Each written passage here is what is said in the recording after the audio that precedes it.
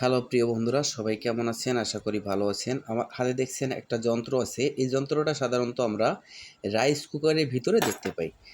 তো আসলে এইটা দেখে আমরা মাঝে মাঝে অবাক হই যে আসলে এটা কিসের জন্য দেওয়া থাকে। এটা কিসের জন্য দেওয়া থাকে, এটা আমাদের ভিতরে কাজ করে। তো আজকে আমরা দেখব যে এই যন্ত্রটা কিসের জন্য দেওয়া থাকে এবং এটার কাজটা কী। তো বন্ধুরা, ভিডিওটা ভালো লাগলে অবশ্যই চ্যানেলটা সাবস্ক্রাইব করে দিবেন এবং লাইক কমেন্ট শেয়ার করবেন। তো তার আগে আমরা এটাকে পরীক্ষা করব। তো এটাকে পরীক্ষা করতে গেলে আমাদের প্রথমে কিছু যন্ত্র লাগবে। যেমন লাগবে একটা সিরিজ কর্ড। তো এই সিরিজ কর্ডটা আমরা কি করব, এখানে কানেকশন করব। দেখেন, আমরা সিরিজ কর্ডটাকে এখানে কানেকশন করতেছি।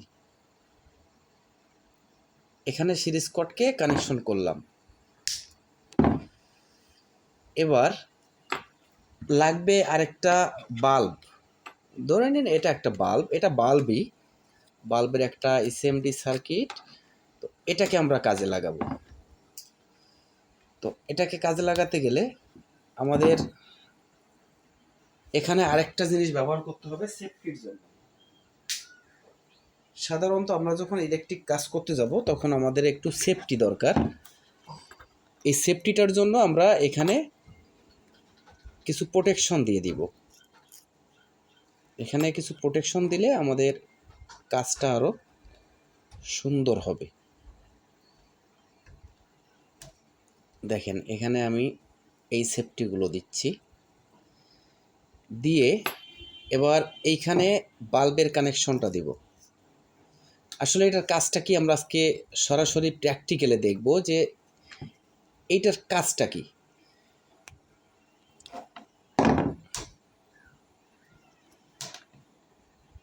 ভিডিওটা একটু বড় হয়ে যাচ্ছে।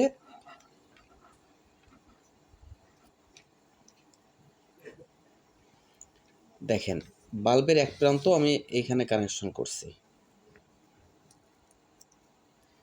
তাহলে এখানে কানেকশনটা করছি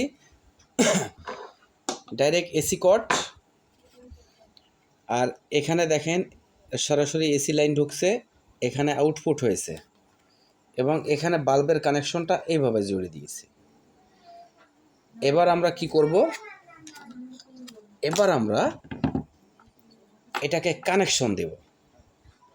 এটা কানেকশন দিয়ে দেখব আমাদের মানে সিমটমটা কি হয়। তো এর জন্য আমাদের এখানে কানেকশনটা তো করছি। দেখেন, আমাদের লাইটটা কিন্তু জ্বলছে, লাইটটা জ্বলছে।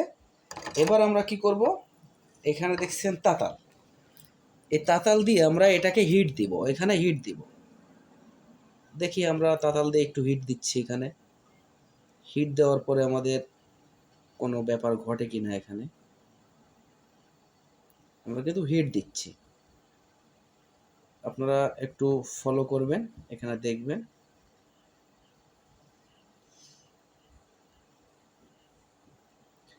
যেহেতু রাইস কুকারের ভিতরে থাকলে কিন্তু এটা হিট হয়। এই হিটের সঙ্গে কি ঘটনা ঘটে এটা আমাদের দেখতে হবে।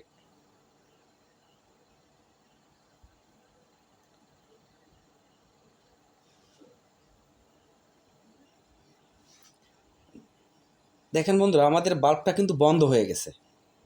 বাল্বটা কিন্তু বন্ধ হয়ে গেছে। আবার দেখেন অন হয়ে গেছে। এবার আমি আরেকটু তাপমাত্রা দিব। দেখেন, আরেকটু তাপমাত্রা দিচ্ছি। এটা তাপ রেখে দেব,